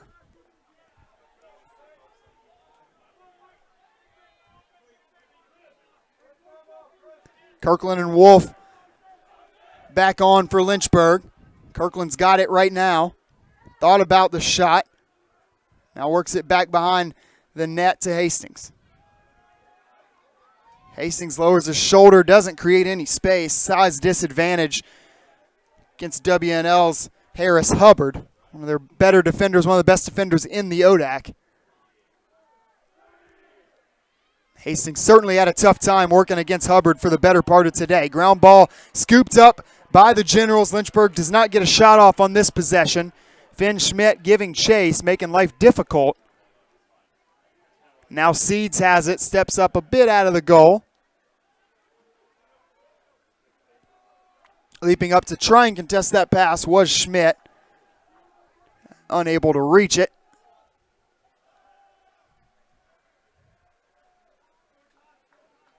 Now it's Jack Elliott. Right at the logo. Nursing a 2-goal lead with 30 seconds to go in the third quarter. WNL could deliver a big blow if they're able to pick up another score, take a 3-goal advantage into the fourth and final quarter. Looks like they are going to elect to hold for the final shot. Always a little bit of controversy with that, but now they put the play in motion. Lazy pass there. Who's going to be the first to it? Not going to matter. Time's not going to expire there, but it will in just a moment. Defensive stand and a big one from Lynchburg. They're going to survive the final second of this third quarter and hold on to just a 2-goal deficit with 15 minutes to go. It's been blow for blow for the better part of today. WNL maintaining an advantage through most of the second and third quarters. Can Lynchburg make a run in the fourth? You'll have to wait and see. Don't go anywhere. You're watching LHSN.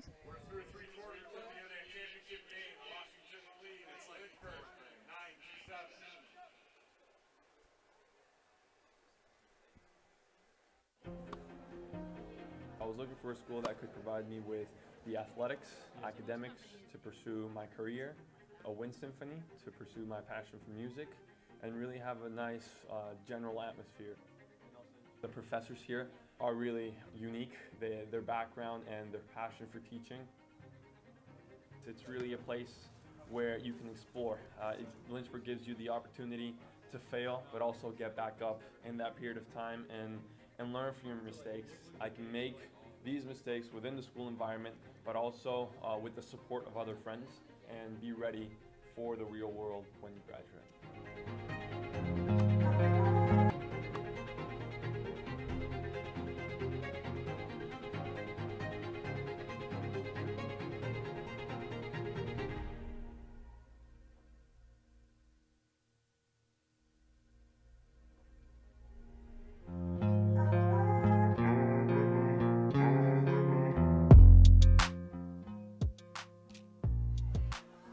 One more quarter here on LHSN. A 2-goal lead for Washington and Lee is the margin. They were the team making the comeback across the second half in the regular season matchup. Can Lynchburg do it on the other side today in the title game? The Generals, it was 2 regular season losses in the conference slate. They've already avenged one of them. Postseason semifinal win over Hampton-Sydney, 12-point victory. Can they do it again to Lynchburg on their home field? Looking to go 2-0 on the road in this conference tournament. Their 8 wins away from home this season are the most since 2018.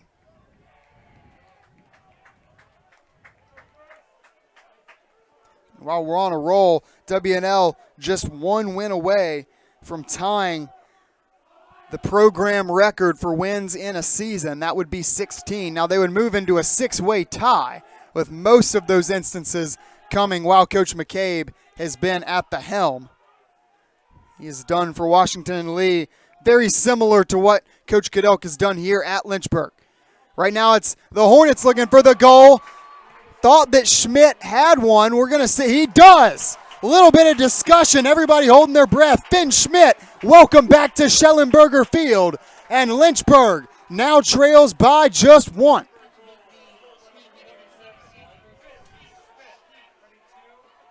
No appearance for Schmidt. Last time out against Roanoke. This time he comes off and rips one in.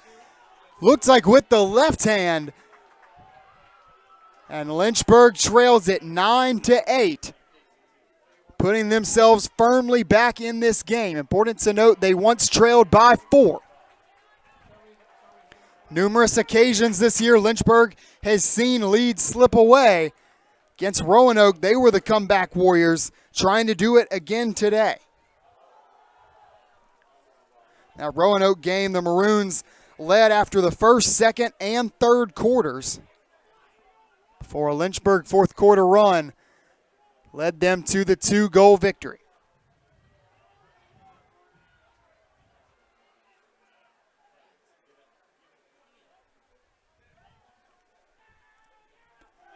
Rust has it now. Important to note, this is the healthiest that the Lynchburg offense has been since early in the season, only missing Carter Bez. Schmidt might have been looking for goal number 2 there, but he's going to be denied. More good defense there from Jed Heald. Now Russ, the shot. That one ricochets way up into the Virginia sky. And out of bounds, stays with Lynchburg.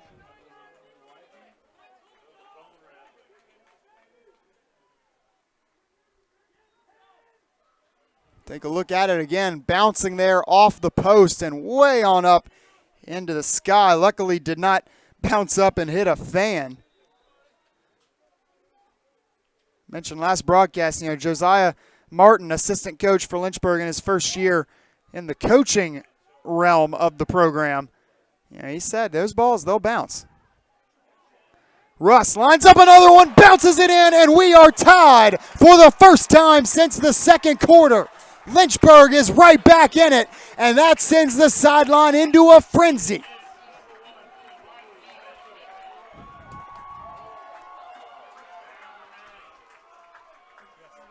Hornets staying true to their mascot. They just won't go away, pestering in the ears of the Generals. And they have fought their way all the way back into a tie with 12:57 to go. Jake Russ, second goal of the game. Excuse me, that'll be number 3 for Russ.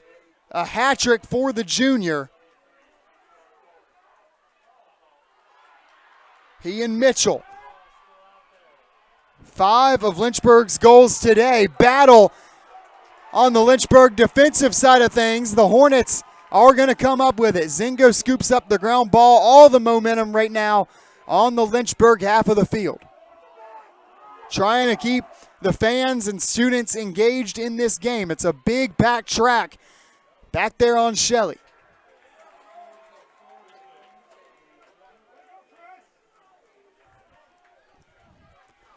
Hastings swings over near side to Schmidt.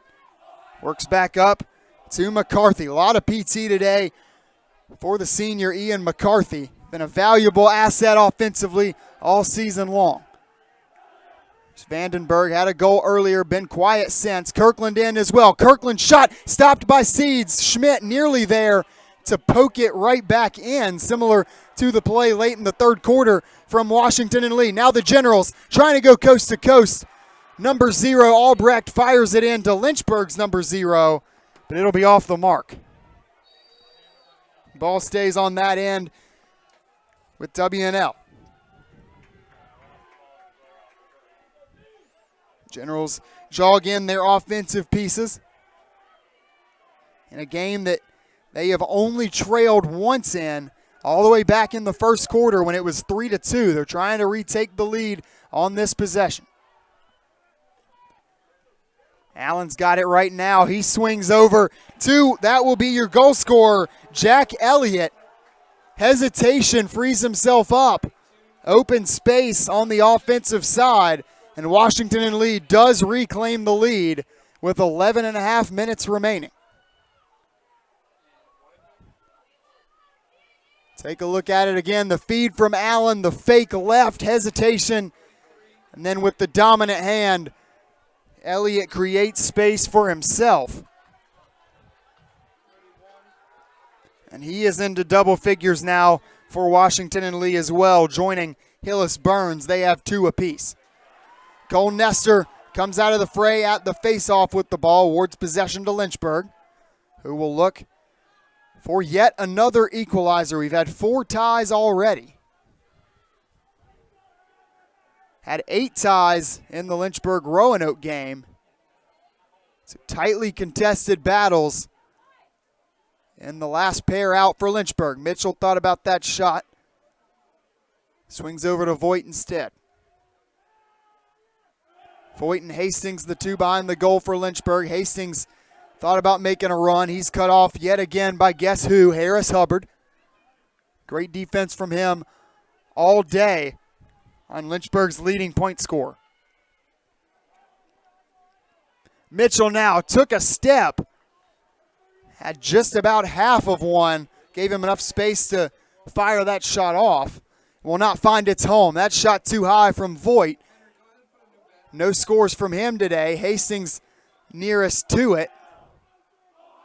He wanted to set that play right back in motion. The official says, hey, hold on a second. Hastings tries the wrap once more again. Forced away from the goal. That time by number 10. Schmidt gives to Vandenberg. Vandenberg back up high. 4 seconds on the shot clock. Mitchell's got to let it rip. He does. And it will be stopped by Seeds. Vandenberg trying to get there to scoop it up. Now Mitchell in the mix. Now it's a pair of Generals, and it will be WNL getting out of that possession unscathed finally. Jed Heald has it right now. The long stick midfielder, long stick defender for the Generals. That shot too high for WNL. Early on in the shot clock, going ahead and taking a stab at it. They do work a little quicker on average than Lynchburg does.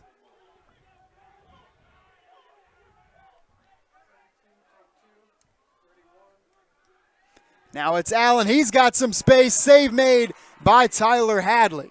His 10th of the afternoon. Immediately turned back over. Hadley in a tough spot. Shots off the mark. Diving after it. They say Hadley's the closest to it. Hadley put in an unfavorable position there, but he makes the most of it and awards possession back to the home team.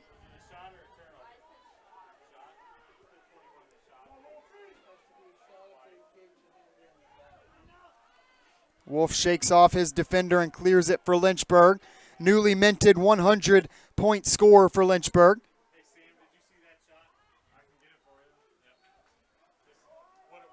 Wolf, the third Hornet to join that club this season. Riley Mitchell and Jake Rust have to make a little bit of room for him.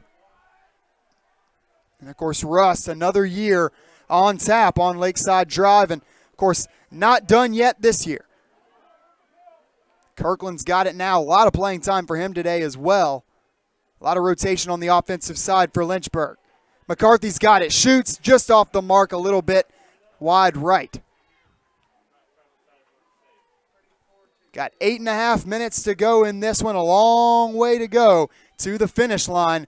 WNL still holding that 1-goal advantage. That shot, not much behind it. Kirkland was there right on the outside of the crease to scoop it up. Tried to put it right back in. Might have been a little surprised at the ease of that shot. Goes off. Wolf off of McCarthy's screen. He hasn't scored today. Looked for one there. Lynchburg students did not like that one. Other side, Albrecht scoops one up. Hadley makes the save, heating up once again in the fourth quarter. That's number 12 for Hadley. Darminio clears it. Right back on offense is Lynchburg. WNL spins that opportunity probably a little quicker than they would have liked to. They're at a point where you don't hate to run a little bit more time off the clock. Fourth quarter that's been controlled by Lynchburg so far. Mitchell, Vandenberg, that shot too strong. Lynchburg doing a good job, especially in the second half, prolonging these offensive possessions. Hastings doing a lot of that work himself. He does a good job there, shaking himself free momentarily from Hubbard, but doesn't elect to take the score. Faked going around one way, went around the other instead. Rust a screen for Schmidt. That bounce shot bounces well over the goal. 29 seconds on the shot clock, 7:05 on the game clock. A 1-goal general lead.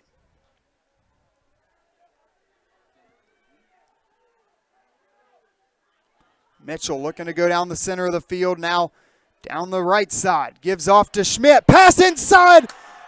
We're going to have to call up Sports Center for that one. Behind the back goal for Spencer Vandenberg. And a high step to follow it up.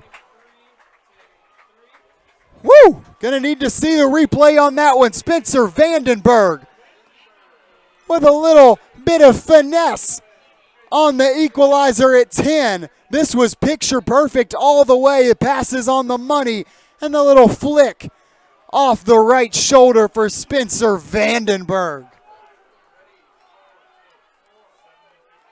Lynchburg buzzing with 6:50 to go in regulation.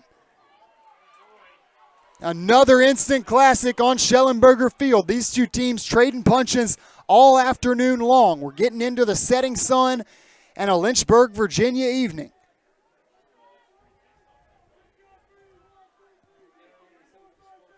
WNL is starting to even things up a bit at the point of attack there in the face-off circle. Winners of the last several. Had an answer for every Lynchburg run so far. They have another one here. It's Lamberti with it right now. Fantastic name, if I may say so.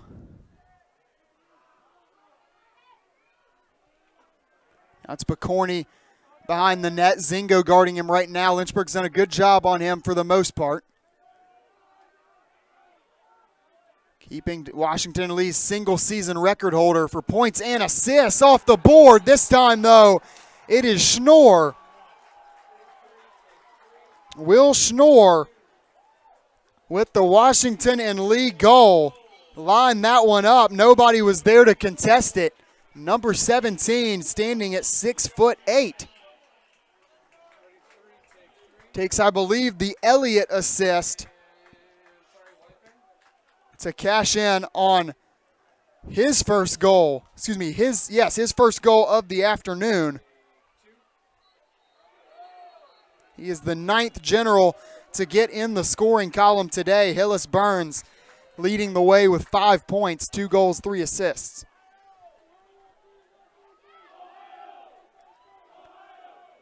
Play comes in from the Lynchburg sideline. Now do they have an answer? 5.5 to go.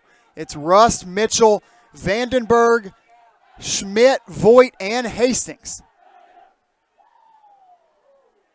Pass inside, going to Vandenberg again, this time contested by Seeds. Good cut to the goal, better stop and save from the W&L goalkeeper.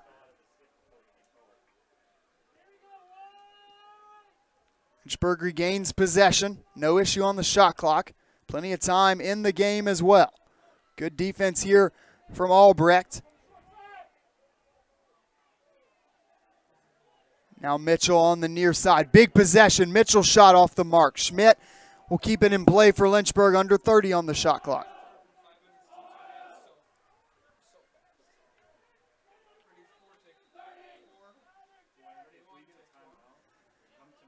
Here is Schmidt. Looks up top. Rust, he's got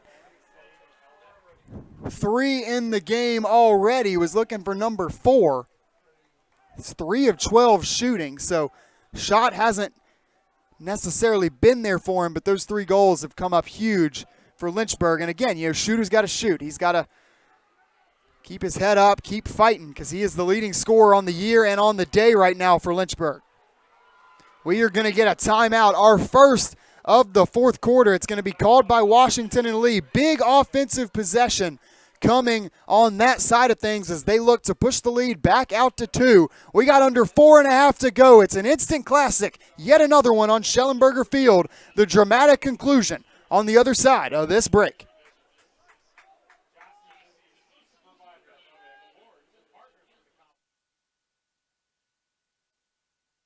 Never think that your donation is in vain, because you're helping out hundreds of students that are just like me, who need a shot and who are getting one. Without donations, without you individuals that are helping to donate to the university and the Lynchburg Fund, there would be no student body president, Davion Washington. There'd probably be I'm stuck at home, Davion Washington. Not only is your donation building leaders, but it's building leaders like myself and others that will hopefully want to pay it forward one day and you do the same thing. I know for a fact that, when I have it, because I want to give back to this university that provided me a home for 4 years.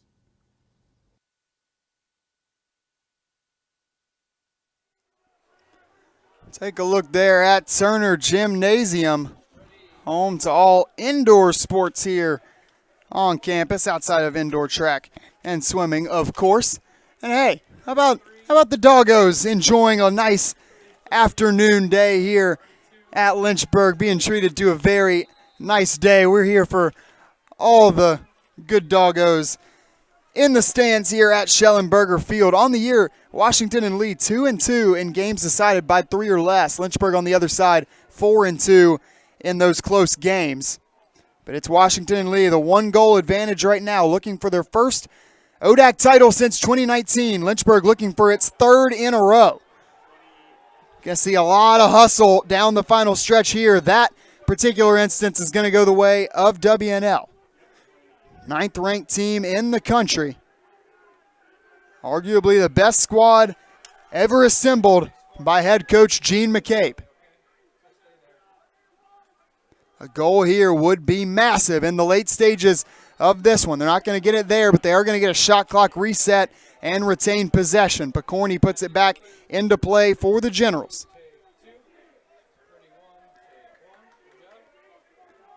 So Our Director of Digital Media, Tim LaDuca, pointed out that clock really starts to roll once it gets under 5 minutes. Seems like you blink and you're down into the final stages of the game. Every possession's got to be prized in a massive way from here on out. Got a little bit of an edge on that shot. It's not going to sneak by Hadley, though. Shot came from Sam Menino. Had a goal in the first half. Been quiet since then. Only a couple of shots. Generals have 26 seconds to make something happen. It's Leaf Smith right now. Another captain. And that will be goal number 12 for for Washington and Lee. They push the advantage back out to 2 and mark down 3:01. That is a big, big goal. It's now Lynchburg going to have their backs up against the wall a bit down the final stretch. Take a look at it again. Just calmly jogging up with Smith. Gives the pass into the inside, and before Lynchburg could react, it was R.J. Barnes coming up in the help defense. Goal is scored by WNL.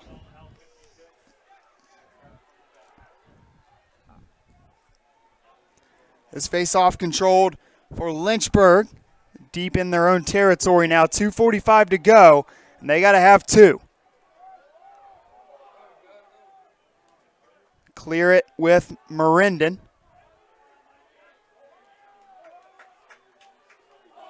He jogs off. Wolf jogs on to join Mitchell, Vandenberg, Schmidt, Hastings,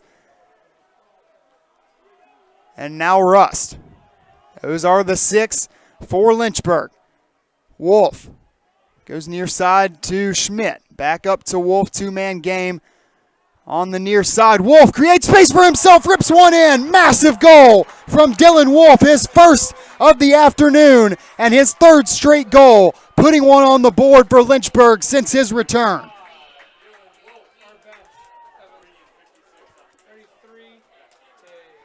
He is the 7th goal scorer for Lynchburg today, and that one is huge. Lynchburg not going away on its home field. They answer the WNL bell with a goal of their own. 2:11 to play.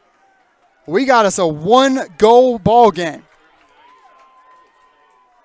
Face-off's massive from here on out. Infraction on that one. Kraus very frustrated with himself there. It's going to award it right back to WNL before there's even a contest.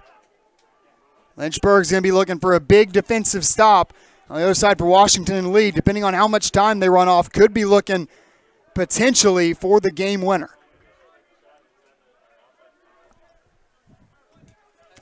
Biggest possession to date rests with the Generals.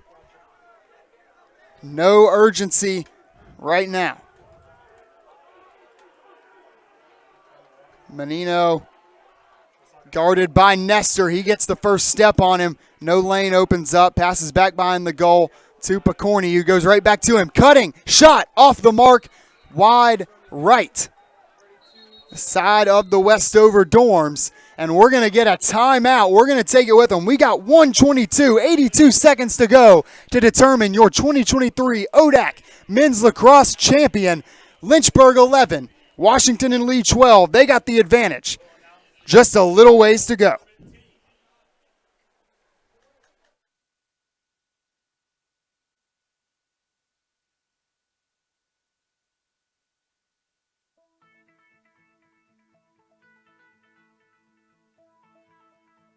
College has given me the flexibility to pursue my passions and my interests, and I've recreated my identity for myself aside from just being an athlete. My greatest personal discovery has been that I am capable of doing things that I didn't know I was capable of doing. To be able to study what I wanted to and continue to play the sport I love, all of those things came together very nicely in one package in Division III.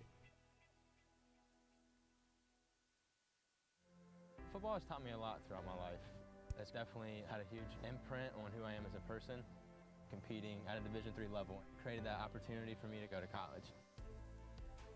Not only was I the first one in my family to graduate college, but I was really the first one to even go.